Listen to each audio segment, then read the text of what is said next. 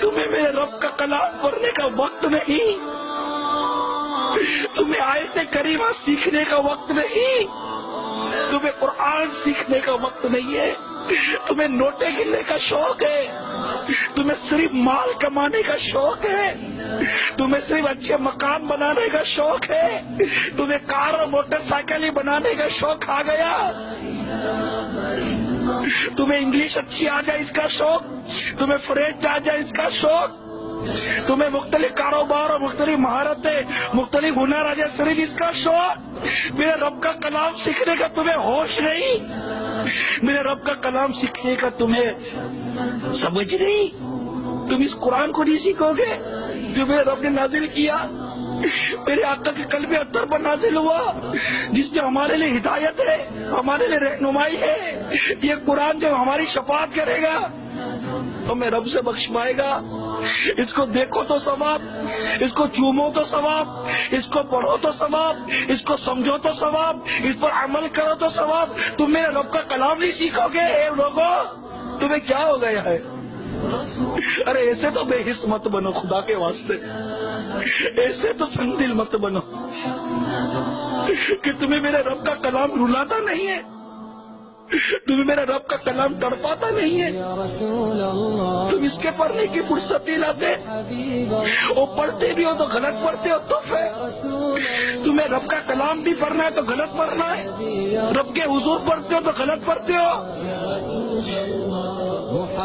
کہیں نوکری کی کامیابی حاصل کرنی ہے تو خوب اس کے لیے تیاریاں کرتے ہو، خوب اس کے سبق کو یاد کرتے ہو، امتحان میں کامیاب ہو رہا تو خوب رٹے لگاتے ہو، خوب اسباق کو یاد کرتے ہو، قبر میں کامیاب ہونے کا تمہیں کوئی احساس نہیں، نزا کی سختیاں آسان ہو جائے اس کا کوئی احساس نہیں، ایمان سلامت دے کر کامیاب ہو جاؤ کوئی احساس نہیں، حشر کے امتحان میں کامیاب ہو جاؤ کوئی احساس نہیں، اللہ تبارک تعالیٰ اپنی رحمت سے مجھے جنت میں داخل کر دے، میں رب کی رحمت کو ابھارنے کے لیے قرآن سیکھ لوں اس کا کوئی احساس نہیں، قرآن نہیں سیکھتے، قرآن نہیں پڑھتے، قرآن نہیں سنتے، تمہیں اخبار پڑھنے کا وقت ہے، میرے رب کا کلام پڑھنے کا وقت نہیں، تمہیں دنیا کے فنون سیکھنے کا وقت ہے، اللہ کی راہ میں سفر کرنے کا وقت نہیں، علم دین سیکھنے کا وقت نہیں، تمہیں 10-10 12-12 گھنٹے دفتر میں بیٹھنا اچھا لگتا ہے، گاہک کا آنا نوٹے کمانا اچھا لگتا ہے، تمہیں نماز کے لیے وقت نہیں، اے لوگوں تمہیں کیا ہو گیا، اے میرے اسلامی بھائیوں تمہیں کیا ہو گیا، کیا ہو گیا ہے؟ ارے ایسے تو اندھے مت بنو دنیا کی محبت میں کہ تم سود کھاؤ تمہاری صحت پر فرق نہیں پڑتا، تم رشوت لو تمہاری صحت پر فرق نہیں پڑتا، تم بدکاریاں کرو تمہاری صحت پر فرق نہیں پڑتا، تم شرابیں پیو تمہیں کوئی فرق نہیں پڑتا، تم قتل و غارت گیری کرو تمہیں کوئی فرق نہیں پڑتا، تم ظلم کرو تمہیں کوئی فرق نہیں پڑتا، تم ماں باپ کو ستاؤ تمہیں کوئی فرق نہیں پڑتا، تم قرآن نہیں پڑھو تمہیں کوئی فرق نہیں پڑتا،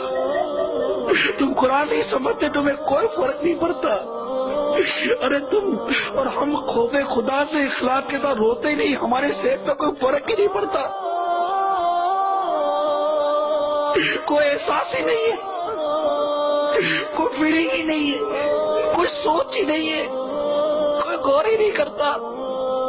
کسی کو پڑھی نہیں ہے کہ میرا بنے گا کیا بنے گا،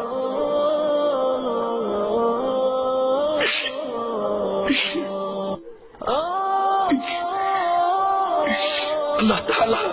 ہمارے حال پر رحم کرے، ہماری حالت اچھی نہیں ہے، ہماری حالت اچھی نہیں ہے،